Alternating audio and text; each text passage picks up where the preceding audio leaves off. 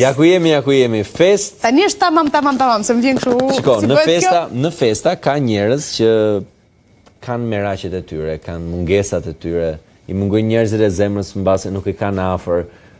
Kryesorja mund të mos kenë afër nënën e tyre, pra mund të jenë emigrim edhe nënën e kanë këtu në Shqipëri. Edhe për këtë ka menduar ai, për këtë mendoi ai pikërisht të bëjë një këngë, një lidhje, një urë lidhse gjatë kësaj periudhe, sidomos një herë ka shkëlqyer pafund.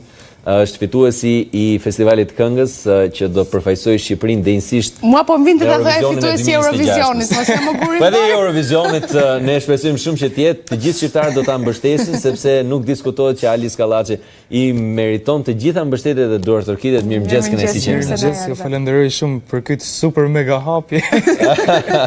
Fituesi i Eurovisionit, po që po thonim po. Shiko, është kënaqësi që bisedojmë gjithmonë bashkë për të vetmen arsye që unë kam thënë që qysh në fillim, sa herë kemi qenë në intervistës bashku, faktin që vokali yt e ka merituar të dëgjohet, edhe duket që erdhi koha. Falenderoj.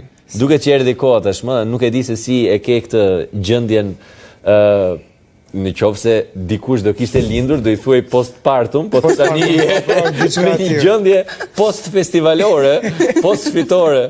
Si e ke këtë gjendjen për momentin? Është një mix shumë i bukur, domethënë. Është po të thamë mjësia ma bukur, por me një përgjësi shumë të madhe që edhe me dasht për me flutëru të manë aty në mes, nuk je 100% në ajer. Por që është sinqerisht mjësia ma e bukur, si artisteri mund të thamë në rrallë parë, unë pa flasë për vetën, është gjaja ma bukur që mund të ndodhin dikuj. Pas pritjes si njerëzit i bën këngës, a e mendoje, ishe duke pritur një fitore, pra duke parë mënyrën se si kënga ishte duke marrë ato vrullin e saj, ato ditët para festivalit? Që t'jem realist, nuk mund të them që po prisja një fitore, por që këngës i besoja shumë. Këngës i besoja shumë që thoj që edhe në qofë se ndodh, mund të ndodhin, sepse e kisha besimin 100%. E kam bërë zmetin. Ja kena bo. Qartë. Po jevi se, e pashë një nise. E pashë një nise. Po, ndërkohë, merakun që kisha në momentin e parë që u bë dhe publik, si thua, gjithë të gjuan këngën. Telefonata e nanës cila ishte dhe çfarë të tha në momentin e parë që e dëgjoj. Kur ka dëgju këngën, kur ka dalë në konkurim? Kur dëgjoj nanën. Kur ka dëgju nanën.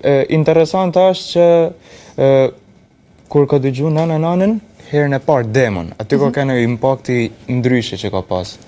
E kam thënë që mami nuk para preket, mami është natyrë e mbledhën, shumë e fortë. Po kur i tregova demon, ka nga nani ishte thjesht piano vokal që unë kisha ba demon në shtëpi, i kisha regjistru sa me pas si ide si brum.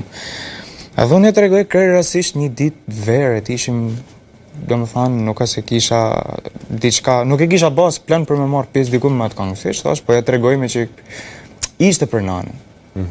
Po të tregoj thjesht një demo, si 700.000 demot e tjera që i kam treguar, thëta, po shumë e bukur uri me sukses, ecim.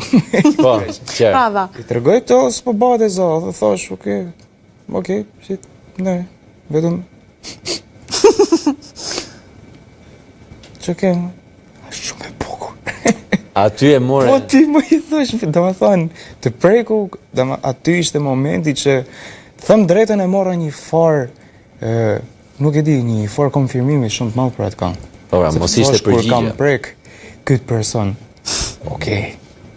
këtu do prekin po thuj si gjithë, sepse mami, si që ta thashe, shumë e mbledhën, por ishte një njësi shumë e bukur që me pa impaktin e parë për mamit.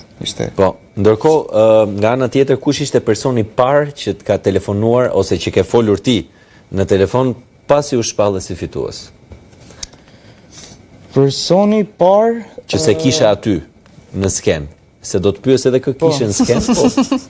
Si fillim me telefonatët, që ishim aty. Ishim te telefonatët. Personi parë ishte vllai.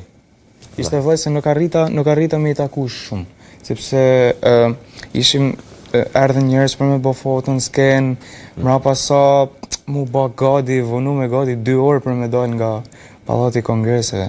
Edhe u detyrova për me marrë, sepse i takova rëshitmas, mamin, babin, vllajin, edhe gjithit, sepse ato u dosha munish për Shkodër. Kështu që telefonata parë ishte vllai, për me thonë, si ndiheni. Po që punë kena ne, si ndihesh ti, si ti, po mi thamë vetë si jeni ju. Ato ishin, nuk e di, nuk e kam pa ndonjëherë një jetë me më të emocionum. Ato njerëz edhe jam unë më emocionum se ata që të paktën i kam bë krenar. Patjetër. Edhe kam përshtypjen ke bërë krenar të gjithë njerëzit që ti ke pasur afër te kjo këngë edhe kam përshtypjen që ishte një masivitet komentesh, urimesh edhe story të ndryshme që njerëzit kanë bërë për ty. E nuk e di se si ndihet një artist në këtë moment që le të themi e sheh me sytë e tij që kënga është një sukses. Jam i ri në këtë fushë. Okay. Jam i ri te ky lloj suksesit. Është realisht hera e parë dhe po përballen për herë të parë, por përpos satisfaksionit, përpos njësisë shumë të bukur dhe shumë të mirë, ose asaj arritjes, ose shpërblimit asaj punës, ne të vetë pa gjumë për atë material, është edhe përgjegjësi shumë e madhe sepse do të mahet diçka e tillë. Unë nëse kam ofruar diçka të tillë, duhet të vazhdoj ta ofroj në të njëjtin intensitet dhe në të njëjtën formë. Por kjo më jep shumë përgjegjësi. Që uroj të shtori dy fish punë prapë. Në këtë moment se ka ngritë stekën shumë lart, kështu duhet të mbajtur, po me shumë telefonata do të them vazhdojmë të mbetemi edhe pak telefonatat.